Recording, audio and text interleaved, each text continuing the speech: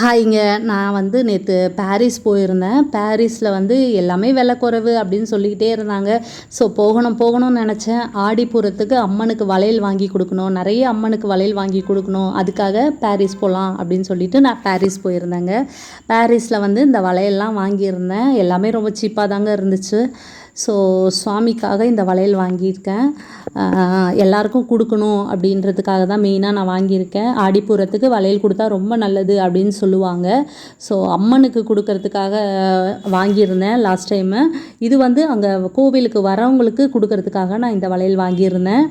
அதுக்கப்புறம் ஸ்டென்சில்ஸ் பார்த்துருந்தேன். எங்கள் அம்மா ரொம்ப நாளாக கேட்டுகிட்டே இருந்தாங்க, ஸ்டென்சில் வாங்கிட்டு வாடி, கோலம் போடணும் பூஜை ரூமில் அப்படின்னு சொல்லிட்டு இருந்தாங்க. ஸோ அதுவுமே நாங்கள் பாரிஸில் வாங்கியிருந்தேன். முக்கியமாக நான் பாரிஸ் போனதுக்கு மெயின் காரணம் வந்து கந்தக்கோட்டம் முருகன் கோவிலில் கும்பாபிஷேகம் நடந்திருக்கு. அவரை பார்க்குறதா மெயினாக போயிருந்தேன். சரி அப்படியே போனோம். சரி அதே மாதிரி பொட்டு பேக்கெட் வாங்கணும்னு போனேன். பொட்டு பேக்கெட் பார்த்திங்கன்னா மொத்தமாக வாங்கினா ஒரு ரேட்டுன்னு சொன்னாங்க, வாங்கிட்டேன். இந்த பேங்கிள் ரொம்ப அழகாக இருந்துச்சுங்க. 200 ருபீஸ்ன்னு சொல்லிட்டு. இது கவரிங் வளையல் தான். ஸோ இதை வாங்கியிருந்தேன், என் பொண்ணுக்காக வாங்கியிருந்தேன். ஸோ இப்படி தாங்க பாரிஸ் போனீங்கன்னா நிச்சயமாக கந்தக்கோட்டை முருகன் கோவிலை பாருங்கள். ஏன்னா இப்போ கும்பாபிஷேகம் நடந்திருக்கு. ஸோ நானும் போயிட்டு வந்துட்டேங்க.